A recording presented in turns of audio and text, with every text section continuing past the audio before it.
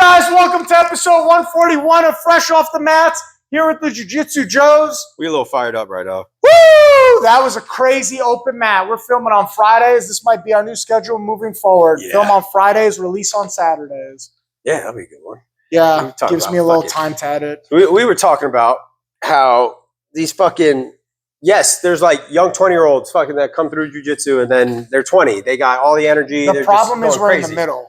That's what it is. We're in the middle. We're not young enough to have that young energy and gusto. We're unwilling to just fucking... We're not old enough to be on TRT and steroids. We're right in the middle. Bro. I'm going on TRT early.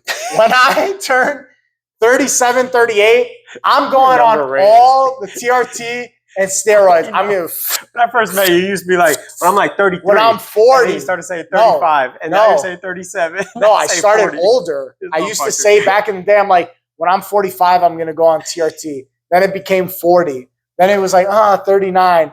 Bro, that shit looking closer to 37, 36. I'm just saying, all these motherfuckers. My body fucking hurts. 40 I need this shit to heal up faster. They come in here. And you got a shiner right here. What happened? Do I? Someone hit you? Who hit you? I don't know. I'll fuck them up. I don't know. But they be coming in here just mad. I don't know what they're mad at. Who? The older guys. Because they can't beat their wives anymore, so they gotta take it out on us. I'm out here fighting for my life. You calling you Stephanie? And who's Stephanie? Like, you're only 30, bro. I have to fight the young bucks. I'm fighting for my goddamn life against you. Yeah. You big motherfuckers. You got 10 years of just grip. Grabbing the world. Just goddamn it, bro. Fuck it. You know, when they said grab life by the balls, they didn't mean squeeze that hard. Fuck that Jesus. Every single time they all grab me and I'm like, let me go. Stop manhandling me, bro. Fuck. Yeah, man. Older people always be like, the fucking young bucks always out here. We just got to fucking calm them down. Fuck you. You think it's going to be like a revolutionary feeling? What, being 40? No, you slut. I'm talking about like when you go on like TRT or like whatever. No. You don't think it's going to be like why haven't I been doing this the whole time? No. I think it's going to change. Unless you spike low and you've been low for a while and then you get it. I can see that. I'm hoping it's like reinvigorates life into me. You don't even know if you have low T. I have low T. Scared of needles. You're never going to do it. Oh, God. Why can't it just be oral? Why can't it just be a solution you drink? It doesn't get in your system. Well, why not? It's going in my body. Your stomach digests it. Breaks it down. What if you take it anally? Yo, you would rather shove things in your ass than just the little needle. They're tiny needles, dog. They're not like these fucking big hypodermic needles. That's why I don't got no tattoos, bitch. I don't understand how you do all this and you're so soft. Because, bro, I'm not trying to be a macho bacho guy. I do one or two difficult things in my life. That's it. I've told you this so many times. Having a needle go in you does not make you macho. Yeah, that's a machismo thing. I'm a strong... I'm a badass, bro. I'm not a badass. I never claimed to be a badass. I do one or two. To go get a shot? Yeah, bro. You got to be a badass. You got to be hard. You got to witness some death in your life. To stick something in you. Bro, infants get shots. You've had shots. Oh, you just got something in your head that you just got Final scared. Destination. Was one of them death by a needle? No, but I always think that it's going to go in there and like someone's going to trip and then the air bubble, or it's going to like spin the needle sideways, get slice open all my veins, and that's how I go out. Stupidest way. I used to go to school over at Heritage, right? When it was a thing. They had, I think it was a phlebotomy course or something like that. It was like people to be able to give blood or take blood and all that, right? Okay. And so I still don't think this was phlebotomy was the study of flies. Anyway.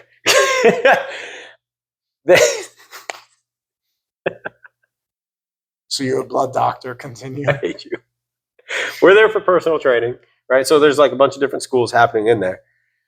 The trade-off was we practice programming with them, and they get to fucking practice sticking us with needles.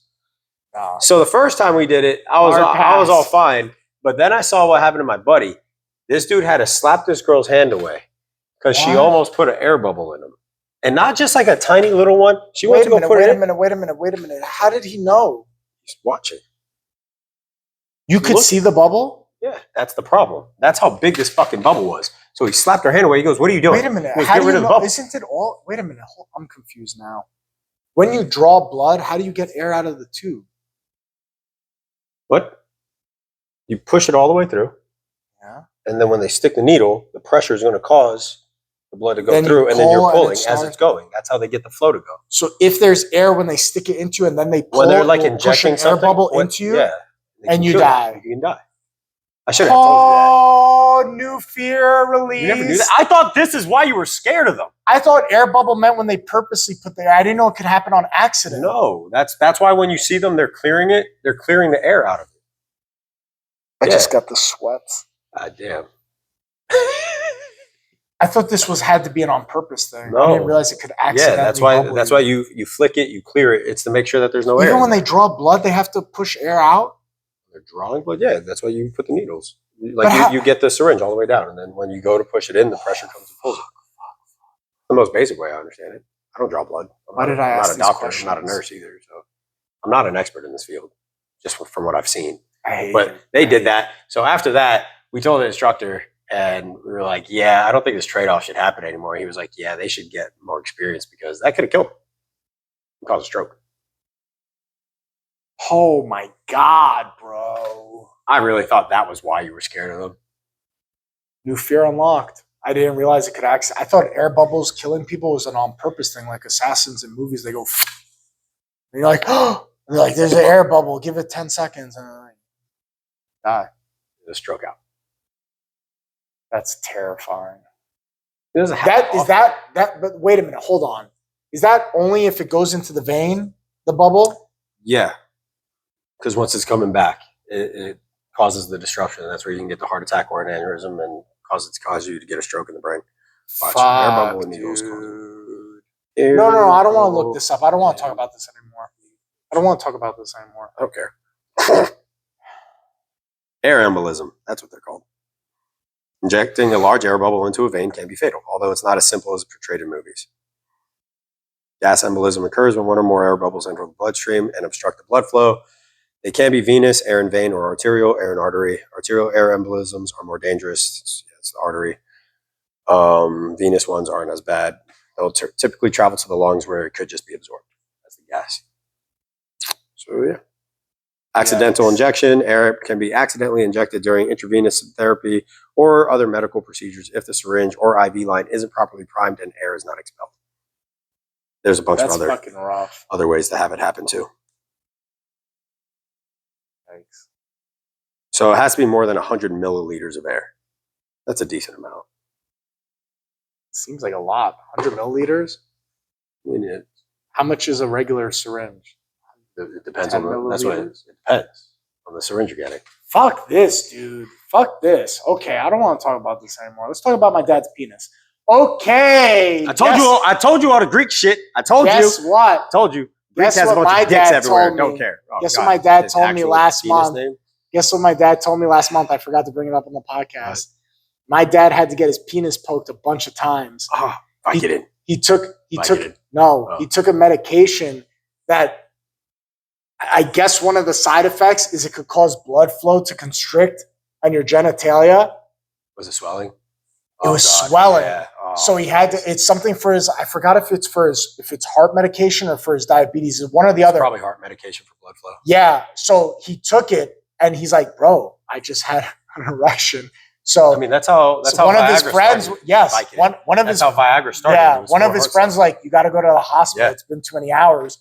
He's like, for real? That's why they have that warning. They have to drain your fucking dick. So he went to the hospital, bro. They had to prick his dick like 10 times. Do they numb it? Yes, okay. They numb it. They prick it to release the flow. They wait an hour. It was still like that. They're like, we're going to do it again. They do it again. They wait an hour. They come back like, hey, we can only do this thing 4 times. What happens? Times 10. They pricked it 10 times, waited an hour 10 times. They can only do this 4 times. So 40. He got stabbed 40 times in the dick, bro. I don't think I have enough dick space to get stabbed 40 times in the dick. Why can they only do it 4 times? Because at some point, it's just too much trauma. It's too much trauma, I guess. And I think it's a scar tissue, I'm assuming. It's going to cause more inflammation and yes. stabbing the fuck out of it. So my dad's like, he was telling me on the phone, he's like, I'm praying to the gods above. On the 4th time, it fucking relieved the pressure and the swelling went down, everything. Bro, I think I didn't. How much blood did they get out of it? That's what it had to be a lot. Had to be a lot. Oh my God. Because that means like he said, bro, my dick was black and blue for like a week. When I was taking anatomy, our professor showed us like pictures of like issues like that happening. Yeah. Bro, there's one where, because there's like, we're about to learn about nut sacks. There's a space in there. And sometimes what will happen in the inguinal space, fluid will fucking go down and it will just fill your whole fucking sack with fluid. And just the whole thing, but it will cause compression against the veins and the artery, and then it will also compress against your testicles, causing even more massive pain. And sometimes it can just happen fast, where it's like you'll be sleeping and just filling up. You'll wake up with just massive pain, and then you have to go get that drained. Sometimes it takes a surgery to fix it because it's usually like a leak. So now they have to go in there, fix where the hole is, drain all of that out.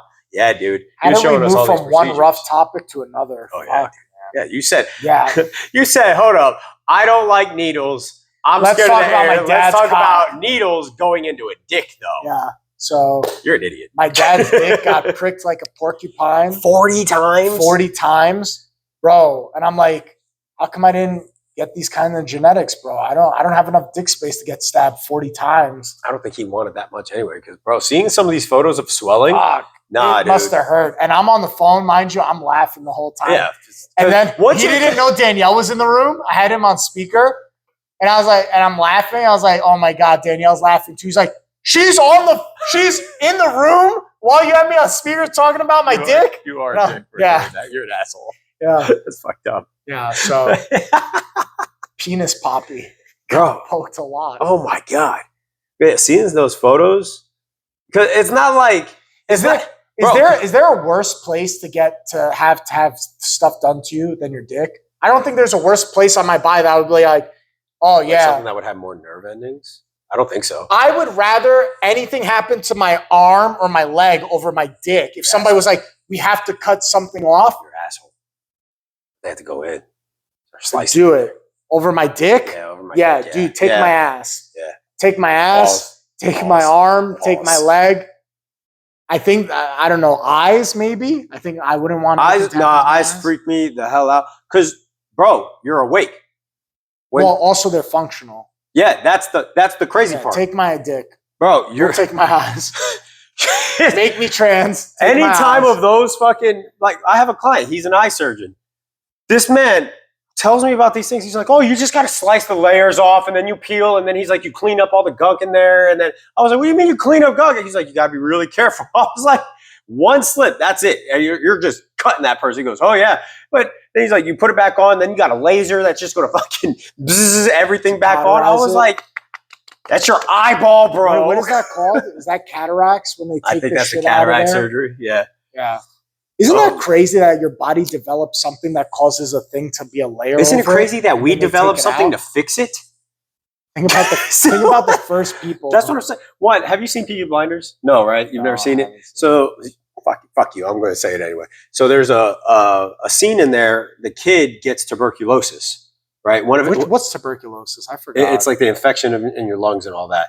Okay. So they used to do something called curable. Or no, it is. I think now it is. Okay. Now I think we have a vaccine for it or something. We're able to stop it. Vaccines work. People fucking calm down. You're not real political. Yeah, just gonna fucking say that okay, one. Calm down. Tuberculosis. Anyway, they used to do this thing. It was the gold treatment. They would infuse you with gold. What do you mean? In your lungs? Yeah, in your body, bro. They would do a gold transfusion. Hold up. Gold transfusion. You could put a metal in someone's lungs? No, you're not supposed to. It kills them. Transfusion for tuberculosis. I forgot what they called it in the show. Gold therapy. Gold therapy, specifically using gold compounds, was briefly considered and used for tuberculosis treatment, particularly in the early 20th century. It was not effective and was eventually discarded due to toxicity and lack of proven benefit. No duh, bro. You're putting a metal into someone's lungs? Bro, people didn't know. So you know the origin of a Mad Hatter? Like from Alice in Wonderland? Yeah, it was the fumes that they would breathe in from making the hats. No? Mercury. Yeah. Touching it. They would touch it. They make you crazy. They would dip the hats and they would have it and they would work with it. The constant absorption of mercury will fuck up your head. Yeah. So Mad Hatters was a thing from someone who did hatting too long. And that's what it was. So like, bro, we don't know these things. There, you know, those are the most fun facts while you find out like things are called certain things. You know, like the blue, like the color blue in like old medieval stuff. Color blue. The color blue, Yeah. when they started like drawing, like painting and all that, right? When they found that color, that's a toxic substance, but they would touch it. So a lot of them would also end up getting sick and possibly dying because. Is that why they say you're sad? They say you're blue? I don't know. I'm gonna say no. Don't look it up. I'm It's looking a it up. fact. Fuck It's you. now a It's not a fact. Fuck you. I'm looking it up. It's now. I a look fact. at Travis did something like that. He sent me a video, but the guy asked like a really good question, and it was, at least to me, I thought it was. It said, "Why is it that my brain can remember that I forgot?" Yes, I saw that. Remember what I forgot. So I looked it up. Got the whole answer. Yeah, found the answer for that. Hold on, I'll talk about that one. So that one. And now let the ADD consume you. Try to look up multiple things. Why are oranges called orange? How compares? The orange fruit was before the color. Did we really land on the moon? I don't think the video is real, honestly, because that video looks fucking retarded. What video? The video of the moon landing, it just doesn't. And then you tell me they got the phone. We couldn't figure out how to do shit then. So the video to me is like, man, do I believe we got there? Yeah. But I think it's like flat Earth. I was like, who cares? That's also How's it. it Like that's also it. Okay, if we didn't get there, what does it change about today's society? Does society crumble if we find out? It's called the tip of the tongue phenomenon. It's well documented cognitive glitch. There's partial activation where your brain can only remember certain parts, and that's why it's happening because you can't get to it. Meta memory. You have a sense called meta memory. Your awareness of what you know or don't know. It lets you realize, I know this, but I can't think about it. Yeah. And then the retrieval block, where it's just another memory is stopping you from remembering that specific memory. Yeah. And so those are like the main reasons. That's the same reason why what's the name called of the number amount of people you can only remember? Oh my God, what's the name called? I don't know. There's a thing called something Dunbar's number. Dunbar's number, you can only remember so many people. So Dunbar's number says that you know about 150 people that you could say their name, recall their face, remember interaction with them. It comes from apes. So apes typically cannot go above 60. That's why their pods are usually in group of 60 because theirs is not verbal. Theirs is they remember from what's it called when they're picking and cleaning each other, mulching each other. What do they call I forget what that's called. When they're grooming each other. So it comes from that. For humans, because we talk to each other and we use words, our Dunbar number is higher, is 150 typically for most people. So once you pass that number, that's why it's hard to like know 1,000 people. When people are like, I know 1,000 people, no, you don't. You couldn't remember the name and the face and where they're from and details about them. You could typically do about 150. But is that like... It's called Dunbar's number. But that's like what you can do without thinking. But if you can think about it, because there's plenty of people like people in higher up positions and things like that. Go name 150 people. Well, I'm not doing that. Talk about 150 people you know, not famous people, just people you know. I can't do that. In your surroundings. I mean, I know people from school. Like, is it just like anything? Like, yeah, that's but what I mean. The thing is, so those people in school are in your pod, so they're a part of your 150 when you're in school. But as you progress in life, they're no longer part of your pod anymore. If you think hard enough, you can recall the person, but they're no longer in your pod anymore. Okay. I don't have 150 people in my pod. I don't either. Who has that many people? That's why they say typically the max is like 150. Who knows that many people? I don't know. That's Dunbar's number. Look it up. I don't know why it is. God damn it. Dunbar's number? Yeah. Dunbar. Where did you learn this? Why do you know this? Podcasts.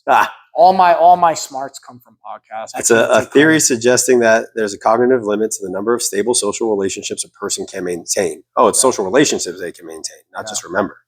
I think it's 150. So it says you can. Yeah, it's 150. The limit is generally estimated to be around 150 individuals. The number is often cited in various fields, including anthropology, evolutionary psychology, and business management. Yeah. Oh, so this goes all the way into business. Bro, you know what podcasts became? You know what podcasts are, basically? I just realized this. Podcasts are just today's Snapple facts. I only know about Dunbar's number because I heard about it, talked about it on a podcast. I mean, that's how. And this is exactly what people in the 90s and early 2000s did with Snapple facts. Did you know that blah, blah, blah, blah, blah? Oh, how did you know that? Read on a Snapple fact. Podcasts are today's Snapple facts. It says, including 1 to 2 special friends, 5 close friends. Yep. Like we can tell Fabio, this is how it gets labeled out of all the best friends. Yeah. 1 to 2 special, 5 close, 15 good, 50 friends, 150 meaningful relationships, and 500 acquaintances. That's a shit ton of people. Yeah. That's 650, 700, 715, 720, 721. I know mine's not that high. Who the hell knows almost 1,000 people? Even 500 acquaintances. Like, think about it. Think is about active members in the gym right now. I think we're at like that's an acquaintance. 140. Yeah, but think of out of that 140, how many you're actually. How many people do we go to Nice Guys with every Friday, as opposed to people you train with? You know what I'm saying? The group gets smaller, the tighter. Yeah, I understand.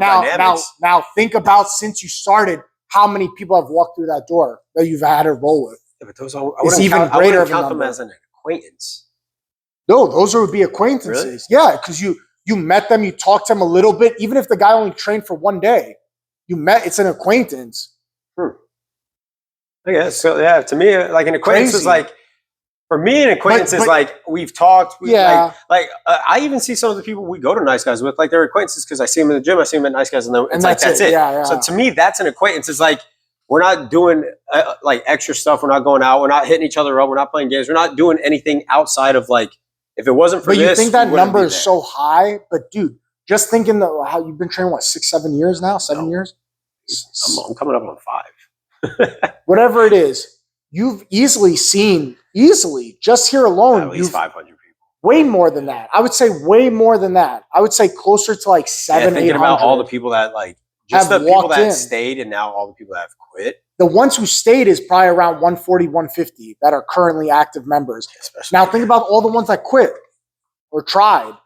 That number is higher than you think it is. We don't keep a running tally of it. And there's just people I meet in gyms and stuff like that. Oh, yeah. Think about all the people you met just going to Untouchable. It's because Brian, Cop Brian, he was saying, like, one thing he gave credit to the sheriff for, he was like, I met that man when I first joined the force, and then I saw him when he was running for sheriff, and he remembered me. And he was like, this was years later. Yeah. He was like, we had one conversation. I never spoke to him again. It wasn't like we were friends. He was like, and then I went to go shake his hand. He goes, Brian, right? He was like, bro, I didn't know what to do in that situation because he was like, how did you do that? Because like that's what would blow me away. I tell people, I'm straight up. I'm like, I'm so sorry. I don't have your ability. Yeah. What's your name? I feel bad. Look at the guy who came in today. He's like, we trained before. I was like, you did? Damn it, bro. That part I do feel bad when they say.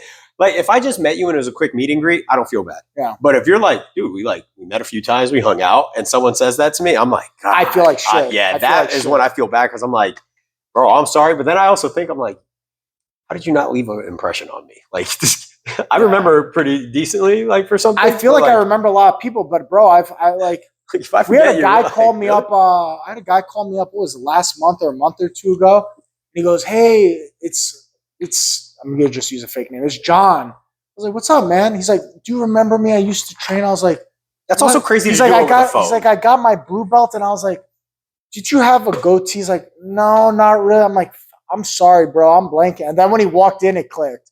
Like it brought it back. I was like, oh, I remember you. But it's been before COVID. We're talking over 5 years ago last time I saw this. Also doing this over the phone, like. Yeah. But I felt bad. I was like, bro, I'm so sorry, man. You got a very regular voice.